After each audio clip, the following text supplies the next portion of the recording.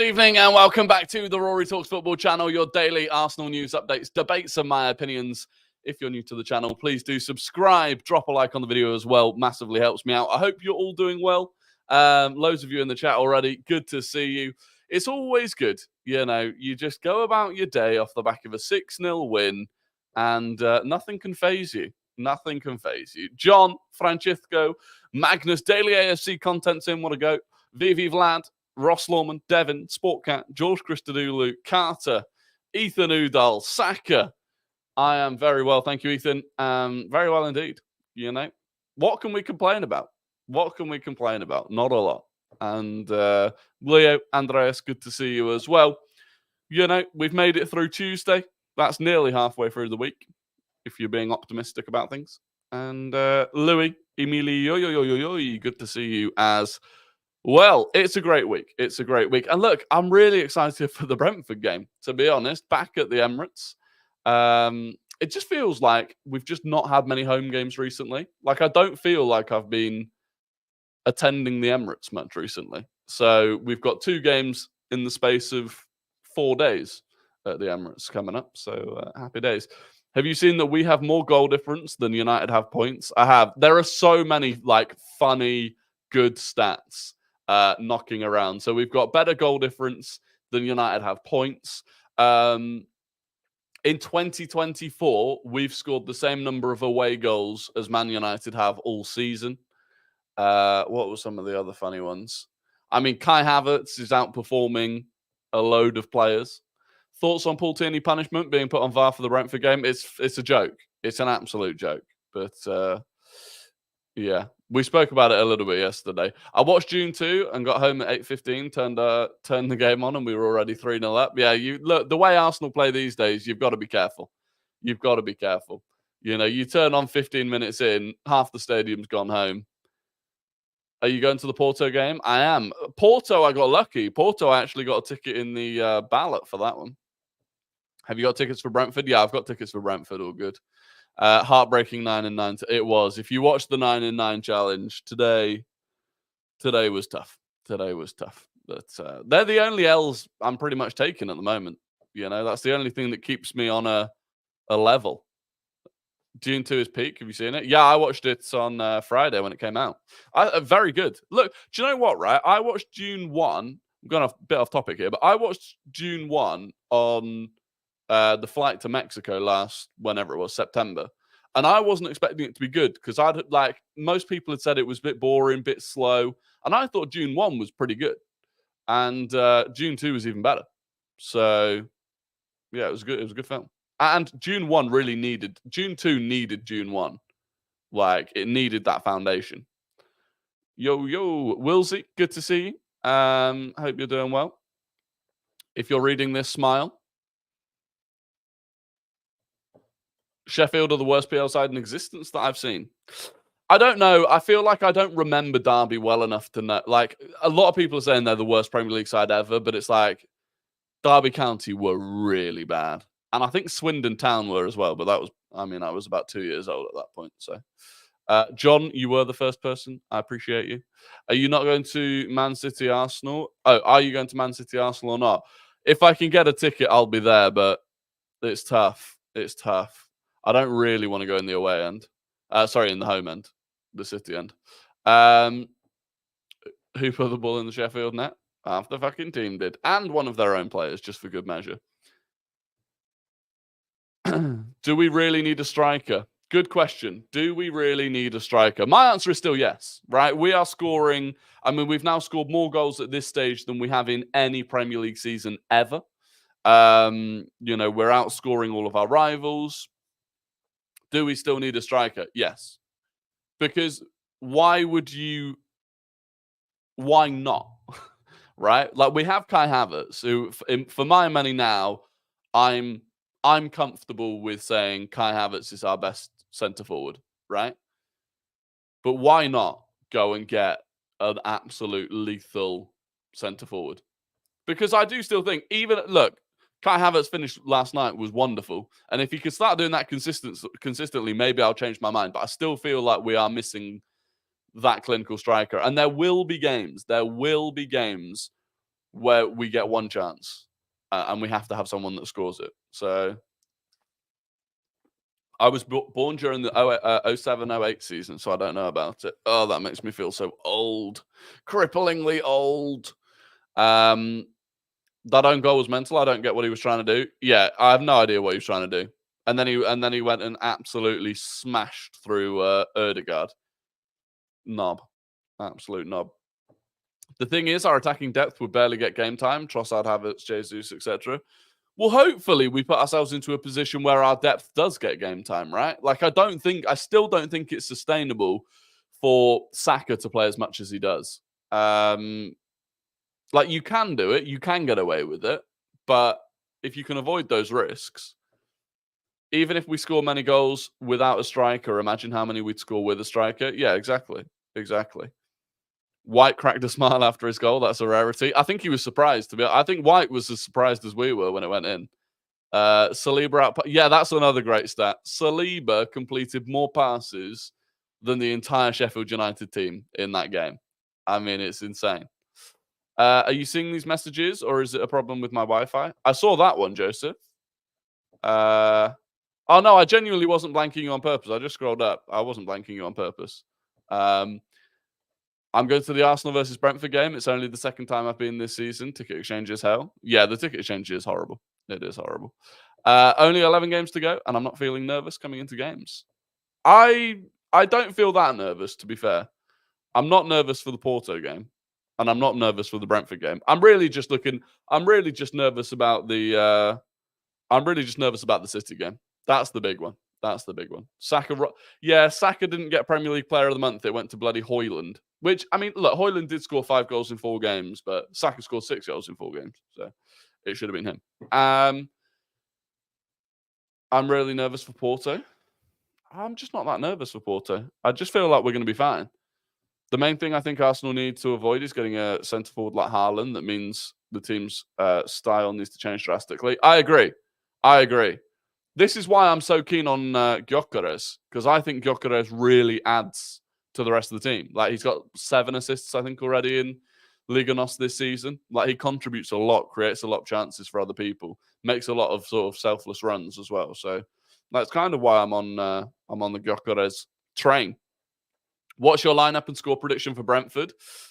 Lineup prediction, I think we'll see the same team again, but I think we might see Trossard or Jesus come in for Martinelli, depending on Martinelli's injury. Because even though it's a knock, you know, if he's taken like a big knock to his ankle and it's got a cut on it, you know, you can probably get through Brentford without having Martinelli. So I feel like, you know, let him fully recover from that before the Porto game, if possible. Porto demolished Benfica 5-0 over the weekend. They'll come in on a high. I don't mind them coming in on a high, to be honest. If it means they attack a little bit more, I don't mind it. And also, like, Porto at home compared to Porto away is crazy. Like, if you look both Champions League and domestically over, like, their history, they're so much better at home than they are away. And they beat Benfica at home.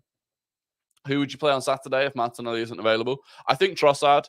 I was a little bit worried last night about Gabriel Jesus. I can't lie to you. I thought he didn't look right. I don't think he looked anywhere near sharp enough. And I saw AFC Camden tweeted, I think last night or this morning, saying Arsenal are still concerned about his knee, and that even yesterday he was struggling with it. So, yeah, I think it would be Trossard. And to be fair, I think it would deserve to be Trossard. You know, he actually had a run of really good games and then kind of got dropped for the Newcastle game. And that's fine. But I think Trossard goes in. Same with Partey. I didn't think Partey was... See, I thought Partey looked quite good. And then I looked online, and maybe, I don't know if I wasn't watching. Like, he made one badly misplaced pass. But other than that, I thought he looked smooth. But then I looked online, and everyone was saying he looked awful. So, yeah, I don't know. Maybe I'm wrong. Maybe I misjudged it. But I thought he looked... For how long he's been out for, I thought he looked pretty good. Jesus has dropped physically. I remember how good he was last season, early against Leicester. Sad to see him decline. Yeah, look, I think the knee injury he got at the World Cup, I think it was really significant. I do think it was really significant. And, it's a shame. It's a shame. But sort of, on the other side, at least with the Havertz signing, really, we've managed to kind of put ourselves in a position where that, Jesus still not being able to play properly isn't massively causing us issues. And we're not seeing Eddie Nketiah starting games. It makes the Havertz signing look even better. It really does. Cedric Lee to 3 Sheffield games. Really hate seeing him in the team. To 3 Sheffield attacks. Yeah. I genuinely, I'd rather have seen Reece Nelson at right back, but it is what it is. Anyway, the big one of the big talking points I wanted to talk about today is, does Jakub Kiwior keep his place? Does Jakub Kiwior keep his place? Because for me, I think he does. I think Jakub Kiwior keeps his place. I think his performances have been good. He came in here, right? He came in against Liverpool, half-time. Really solid second half. Was good against West Ham. Was great against Burnley. Porto kind of struggled a bit. Was really good against Newcastle. Was really good against Sheffield United. And for me, there's definitely signs of improvement. And there's signs of his confidence growing, and he's getting better with that. His assist last night was a no-look assist. That's crazy. And so I'm like, well, given that we don't have... Our left-back position is relatively fluid anyway, right? It's not like, it's not the same as if, Saka was out injured and you'd be saying, well, does Saka come back into the team? Like, it's Saka, of course he does. Left-back position, I'm like, Zinchenko has weaknesses. Tomiyasu has weaknesses. Timber, I do think long-term he definitely is the best option, because I think he's almost, he's got the best of everything. But I still think we're a while away from having Timber at full fitness. And there's no guarantee that at any point, even this season, he's at the level that he was before the injury. So I'm like, if it's not broke, don't fix it. Kiwior's playing well. He's continuing to grow and develop. I say let him stay. Let him at least fight for his place. And then if his performances drop off, then you've got a reason to potentially bring in Tomiyasu or Zinchenko. But I put this as the reason I've kind of made it the focus of the stream is that I tweeted it out earlier, and I was surprised by the amount of responses that were basically saying no, that you bring in Zinchenko or you bring in Tomiyasu as soon as they're fit. And I think that's, apart from anything, I think it sends the wrong message, right? Because when you are Arsenal, and we do have a lot of players who don't get rotated in very much, whether that's, Trossard or Reece Nelson or whoever else, Fabio Vieira, because Arteta does tend to like his favourite 11 a lot. If when a player does get a chance and they play well, you still drop them anyway as soon as their, rival or, whoever it is fit, well, then what's the point? I think that's massively demotivating to any of our squad players. And I think that can be damaging for a squad. So I just think keep him in. Keep him in. And the big call, realistically, right, keeping him in for Brentford and Porto is fine. I wouldn't bring Tomiyasu. I wouldn't bring any of the injured players back straight into the starting lineup anyway. The big call is going to be Man City. Because I would assume that Kiwior starts against Brentford and Porto. And then you've got a big break, and then it's the City game. So if Kiwior doesn't start against Man City, then one of Zinchenko or Tomiyasu is going to be starting, having played very few minutes in the last months. Smithy, no worries. Good to see you. I do think Zinchenko gets disrespected a lot. Scott Willis has an interesting post about his pie chart and how influential he is. But Zinni has his own weaknesses that we all know about. Oh, I massively think Zinchenko is underrated and disrespected. I think people do not comprehend how much control we have in the midfield when we have Zinchenko playing. He adds a huge amount of control and a huge amount of creativity. But what I actually think now is that we have that anyway. Look at the control that we've had over the last few games.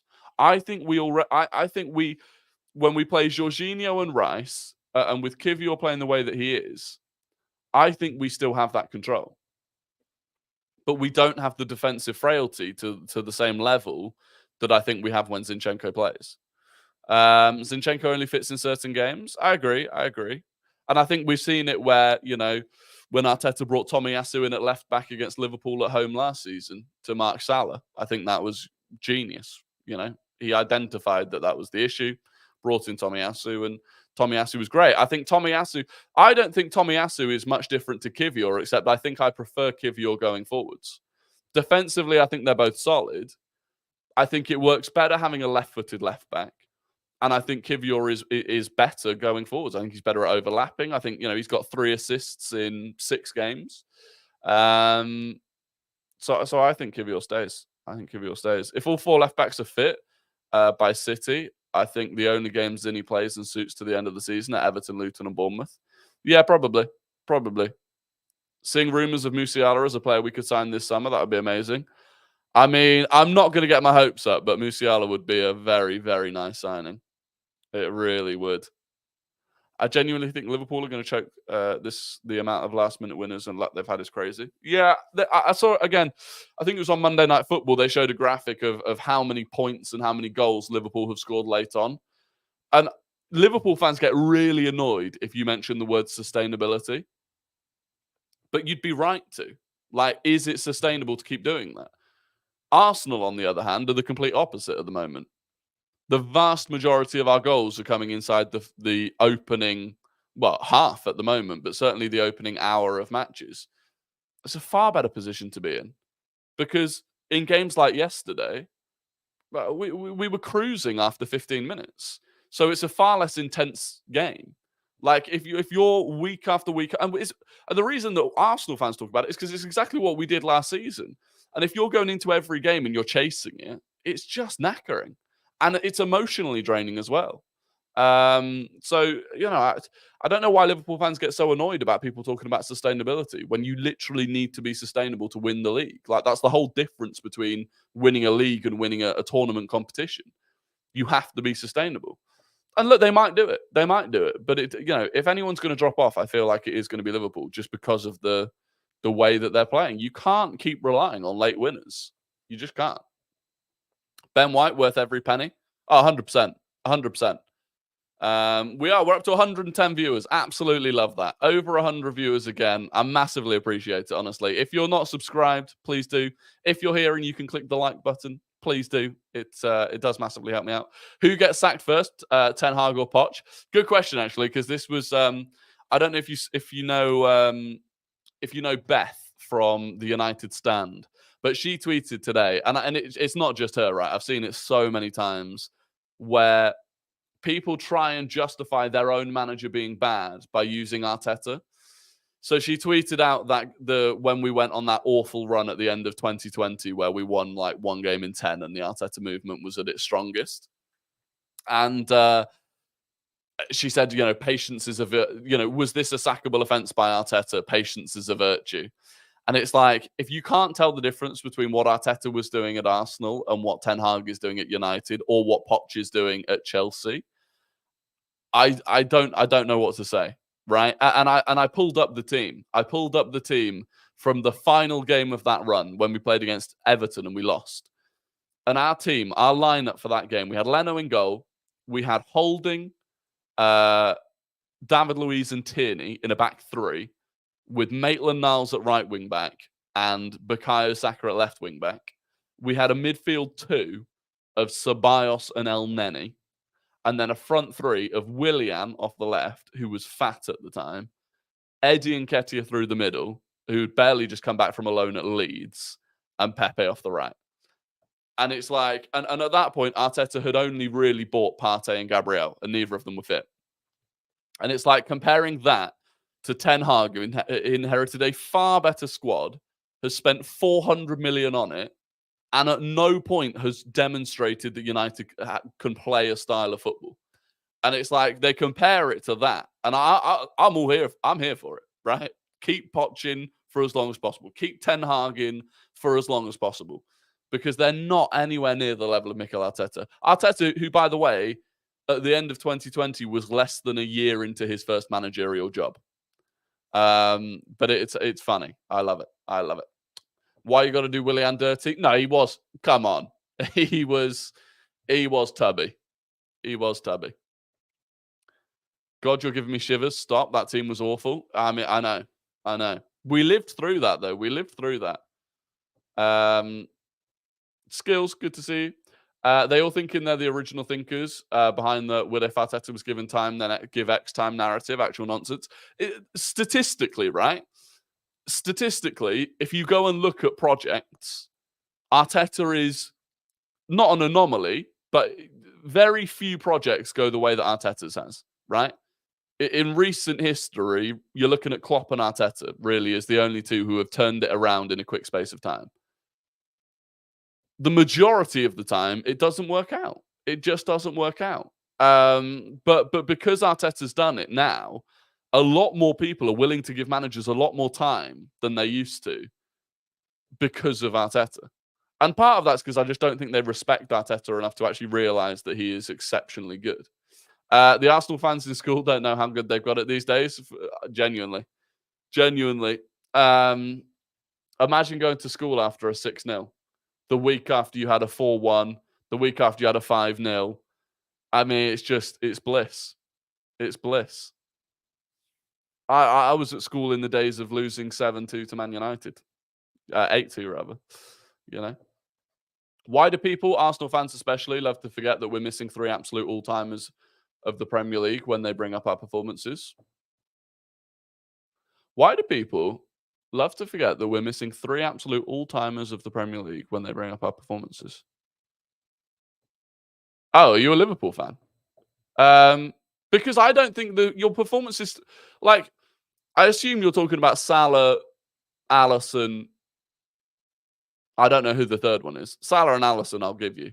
I don't know who the third one is. But your performances weren't that good earlier in the season. Like, I remember before Christmas and over Christmas, Liverpool fans were talking about dropping Mohamed Salah. Not all of them, of course. And I hate it when people say, oh, yeah, maybe Trent, fine. Well, all-timer is, you know, fine. Those 3. Over Christmas, Liverpool fans were talking about dropping Salah. Not all of them, but some of them.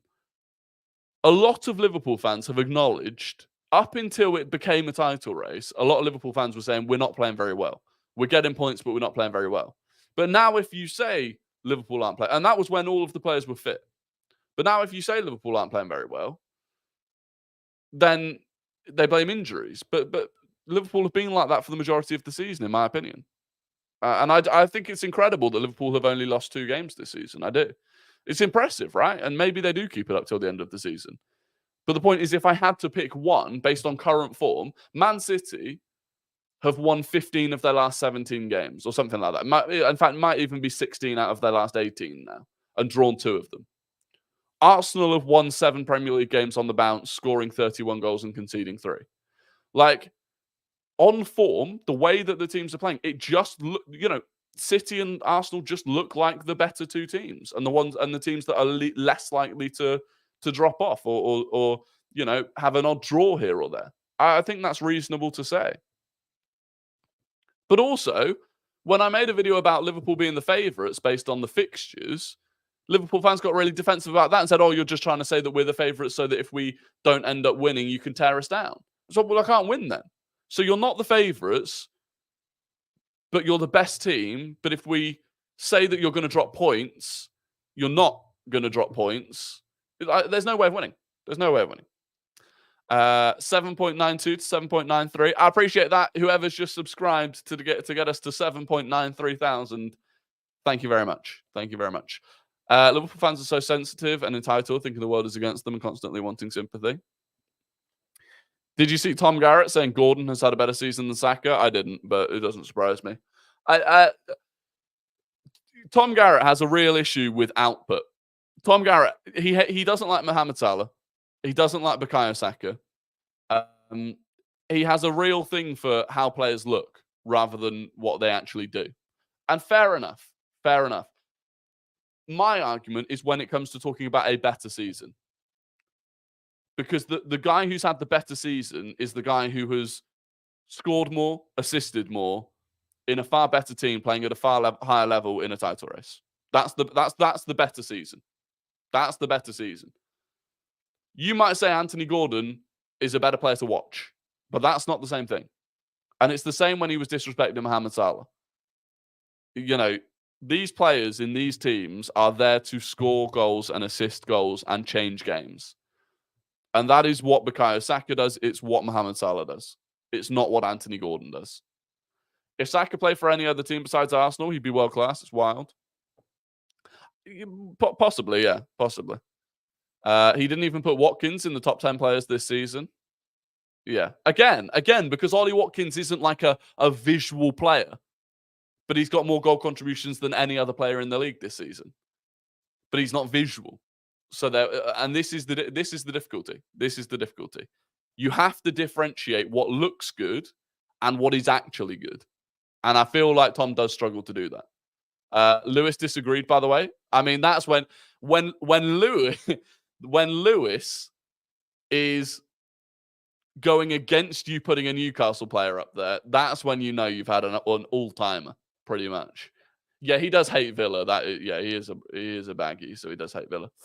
Are you happy that the City game is after a break or not? No, not happy. Because ultimately, like, the way we're playing now is so good, we're not going to be better after the break, but we might be worse. Like, the break's either going to make us worse or there won't be a change. So I'd rather that there was just no break.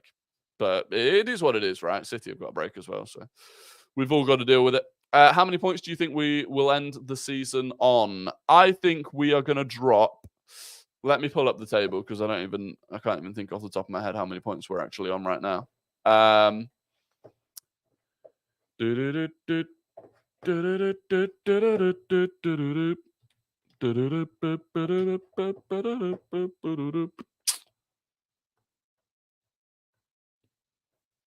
So we've got 11 games left and we're on 61 points. I think we drop 5 points. I think we drop 5 points between now and the end of the season, which would mean we would finish on 89 points. We'd finish on 89 points. Whether or not that'll be Pirates of the Caribbean, yeah, it's still stuck in my head for some reason. I haven't watched Pirates of the Caribbean, we watched it a few months ago, but I have no idea what's going on. Surely, though, Rory, the level of consistency will drop at some point because the level of performance isn't sustainable. Ours will, yeah. Ours has to drop at some point. It has to. It doesn't have to, but logically it has to. The thing then is when it does drop, do we still get the results? 2 draws and a loss? No. 1 loss, 1 draw. We drop 5 points. We drop 3 points in a loss. We drop 2 points in a draw.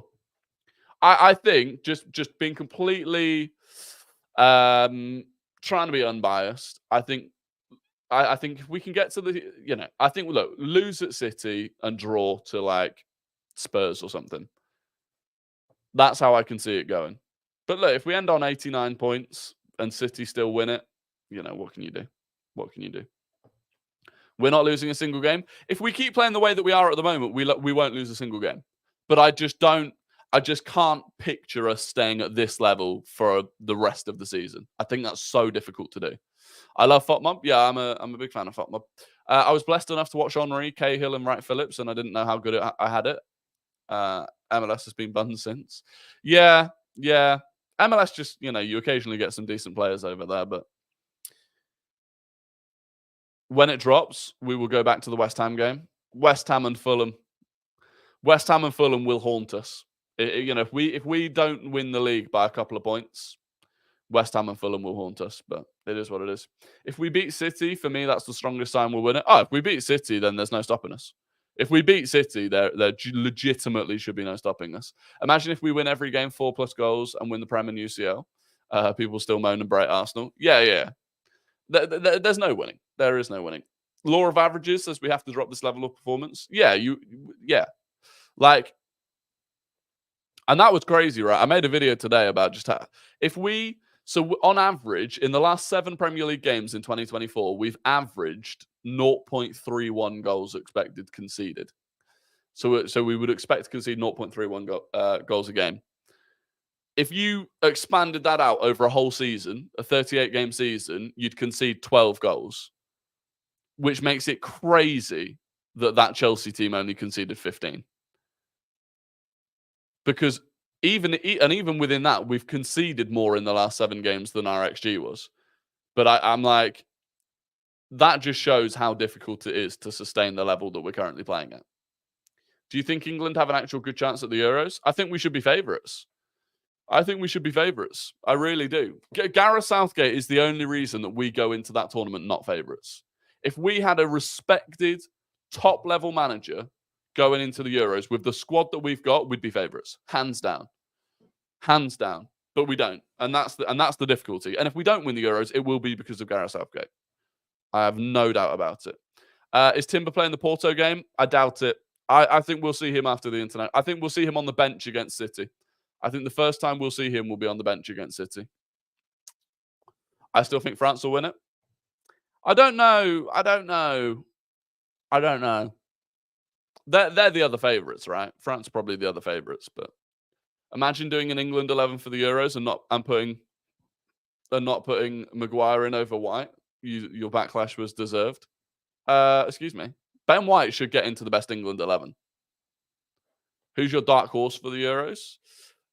Who's my dark horse for the Euros? I don't know. I don't feel like there are many dark horses this year, you know? I don't feel like there are many dark horses. Hungary.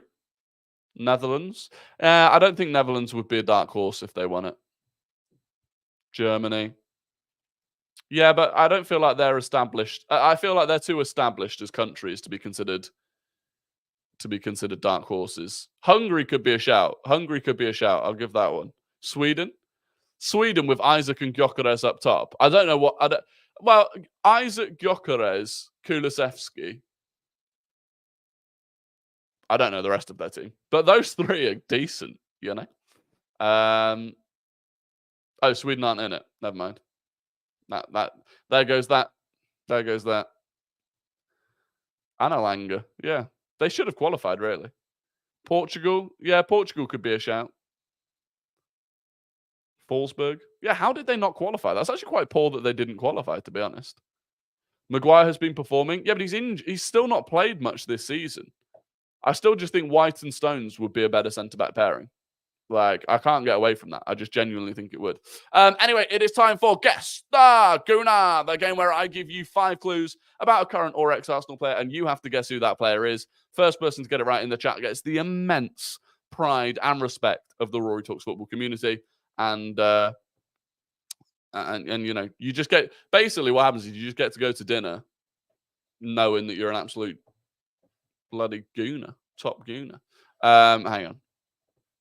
I need to find it. I found it. I haven't found it. I found it. Okay. 144 viewers. Oh my God. If we hit 150, I think that's a record. So, you know, I don't know how we go about hitting 150, but, you know, tell your, I don't know, tell your grandparents to tune in. Right. Guess the Gooner. Clue number 1. This player scored 38 goals in 163 games for Arsenal. 38 goals in 163 games for Arsenal. It is not, unfortunately, Aaron Ramsey, Pekka. Clue number 2. They won 1 FA Cup and 2 Community Shields. They won 1 FA Cup and 2 Community Shields. Clue number 3. They made 1 senior appearance for England. They made 1 senior appearance for England. Clue number 4. They graduated from Hale End. And clue number 5. They are the all-time leading goal scorer for England's under-21s. They're the England's under-21s all-time leading scorer. So they scored 38 goals in 163 games for Arsenal, won 1 FA Cup and 2 Community Shields, have made 1 senior appearance for England, graduated from Hale End, and are the all-time scorer for the England under-21s. And it took a while for people to get it. I feel like he was just going under the radar a little bit there. But it was indeed Eddie Nketiah. Lots of people were guessing Walcott. But no, it was Eddie Nketiah. And so congratulations to, where is it? Nathan Dunn. Nathan Dunn is our winner today. It might be the first win for Nathan Dunn. Might be the first win for Nathan Dunn. If so, congratulations. Who was second? Second was, people started guessing Willock. Second was Godwin. Third was Devin. Fourth was Vivi Vlad. And fifth was Absolute Cack. But there you go. Congratulations, Nathan Dunn. How likely do you think it is that we will win the league? 50-50. So technically, apparently, we're 14%. The chances of us winning apparently are 14%.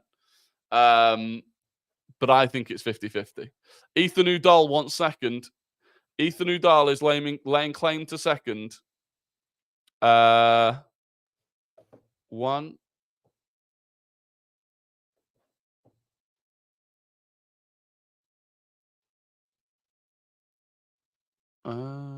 Oh, you were? No.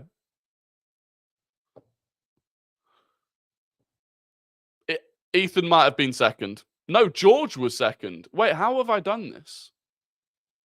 Oh, it's because Nathan Dunn put it twice. He put it earlier as well. Okay, Nathan Dunn was first. Sorry. VAR. Nathan has still won. But there are changes to the top 5 because I got confused. George came second. Ethan Udall actually came third. And then it went down to Godwin in 4th and Devin in 5th. There you go. Apologies. That was my bad. That's poor. And I did it in front of a record number of viewers. I've crumbled under the pressure. 14% of with Henri on Monday Night Football was written in the stars. Yeah, that's true, actually. That is true. You'll know better than the VAR crew. I know. I slagged them all off, and I'm just as bad as they are. Anyway, it's time for Guess the Non-Gooner. I'm going to give you the full career path of a player who does not and has not played for Arsenal, and you have to guess who that player is in the chat. You're not third on my screen, SS9. I'm sorry. VAR is done. VAR is closed for the day. A few people have been done there. I like what you've done there. Rory, do you think Ronaldo will go with Portugal? Do you know what? Yeah, he will. Anyway, guess the Non-Gooner. They started their career at Zelzhegnica. They went to Tbilisi. They went on loan to Usti nad Labem. They then moved permanently to Wolfsburg. They went to Man City, on loan to Roma, permanently to Roma, to Inter Milan, and then to Fenerbahce. So a bunch of names that I couldn't pronounce very well. Wolfsburg, Man City, Roma on loan, Roma permanently, Inter Milan, and Fenerbahce. And who got it first? Lots of people were in there like swimwear. It wasn't Marek Hamšík, although I like that shout. Of course he's first. It's VV Vlad, and it was Edin Dzeko. George came second. Emilio came third. Youngstar came fourth. And Francisco Oliveira came fifth. But congratulations to VV Vlad. Congratulations to Nathan Dunn. I had a massive delay on my end. Ross Lawman's full of excuses. Give me that number 3. Congratulations. Not my day. Not your day. Listen, dust it off. Go again tomorrow. That's all you can do. Is dust yourself off and go again tomorrow. You know, bad days happen. Someone asked about how long Martinelli's out for. We don't know, but it's not going to be long. It's it seems like it's just an impact injury. So as long as there was like, it's not a, there's nothing broken or anything. So I think he'll be fine. I said Dzeko in the last stream. Does that count? Unfortunately not. Unfortunately not. Thoughts on Fabio Vieira's performance at right wing yesterday? He looked a lot better than he did in preseason when he played there. Yeah, I thought he looked all right. I still don't massively like him off the right-hand side. I still think I prefer him a little bit more central. But, he was decent. He was decent. You can't complain. He's been out for a while as well. I think people forget just how long he's been out for. What game are you watching tonight?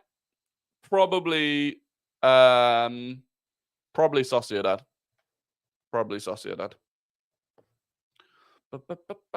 Will Timber play the next match? No.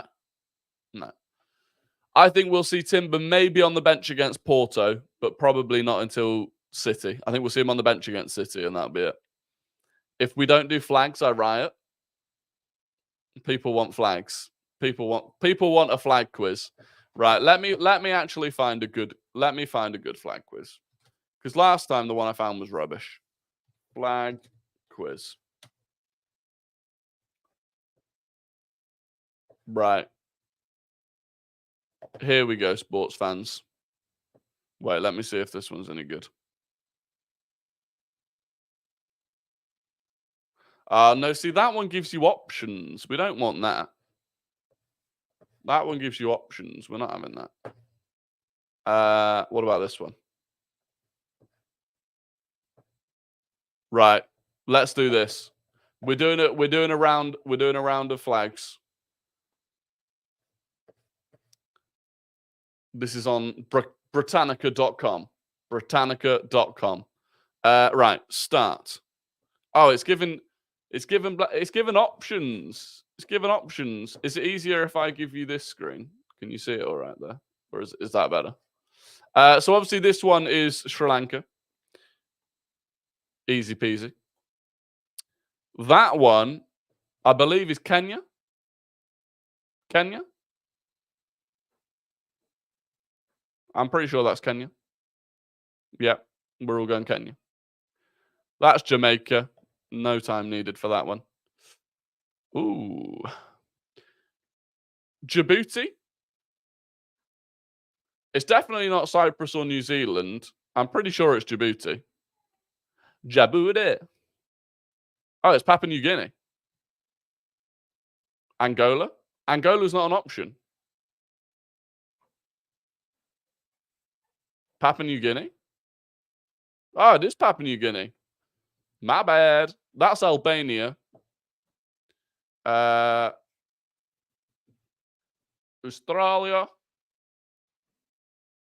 I'm just going to rattle through. Oh, come on. Come on. What are we doing here? Whoa. Who the fuck is that guy? Is that Nepal? Chandrapal. It's not Syria or Uruguay. It's either Nepal or Laos. Nepal. Come on. Right then. Not Indonesia, not Venezuela. It must be Lebanon. Is it Lebanon? Lebanon. Mexico. I went to Mexico last year. Wonderful place. Wonderful place. Ooh. Is this the Vatican City?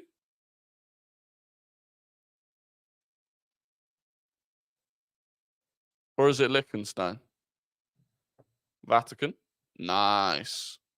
Portugal. I don't know why some of them are so easy and then some of them are, a little bit tricky. Sweden. That is Afghanistan, I believe. Do it without options. There's not an option to do it without options, though. I thought it was going to be without options, but there wasn't. Afghanistan. That is India.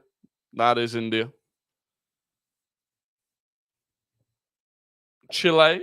Old Alexis Sanchez. Maybe we should do it where we have to where we have to name a player from the country as well. So Alexis Sanchez. Saudi Arabia. Al-Arwani. The guy on FIFA. Al-Rawani. Italy. Jorginho. Ireland. Robbie Keane.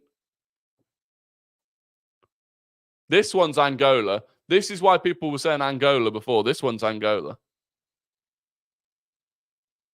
Who's that Angolan player? Oh, who's that Angolan player?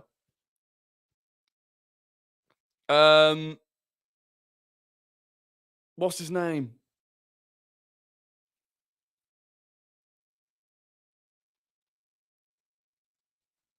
What's his name? No, I don't think it's any of those names. Oh, I ran out of time. That's not fair. I can't think what his name was. It's a guy on FIFA. That's Egypt. Mohamed Al-Neni. Mohamed Al-Neni. That's Colombia. Bit of Radamel Falcao. Switzerland. My goat, Granit Xhaka. My goat. Ooh, Fiji? I don't know any Fijian football players.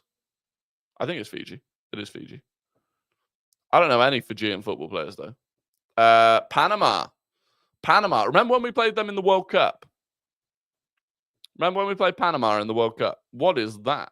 Who the fuck is that guy? That must be Ethiopia. By process of elimination, that's got to be Ethiopia. It's not Denmark, is it? Ethiopia. Lovely jubbly. Brazil. Gabi Martinelli. Gabriel Jesus. Argentina.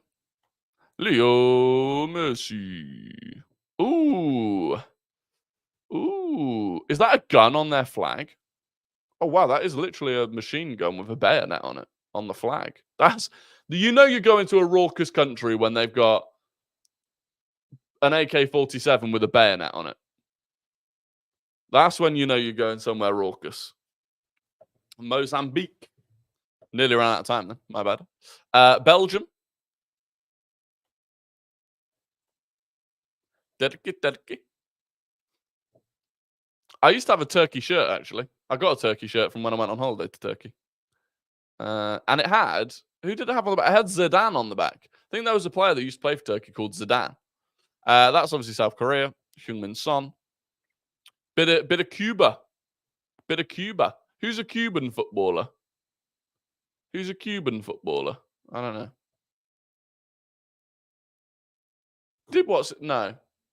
No, who did he play for? Who did Joel Campbell? Oh, Costa Rica, not Cuba. Joel Campbell. France and Cambodia?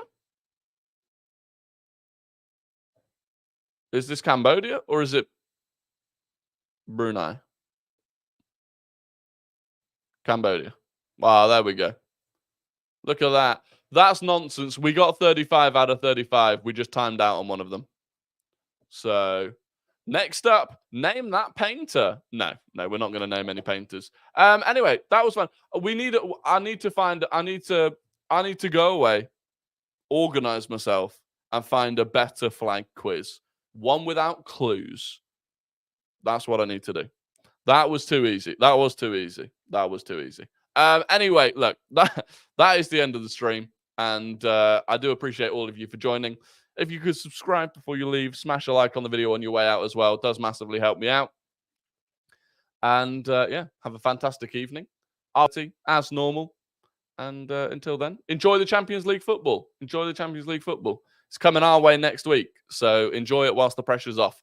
But until then, au revoir. Goodbye.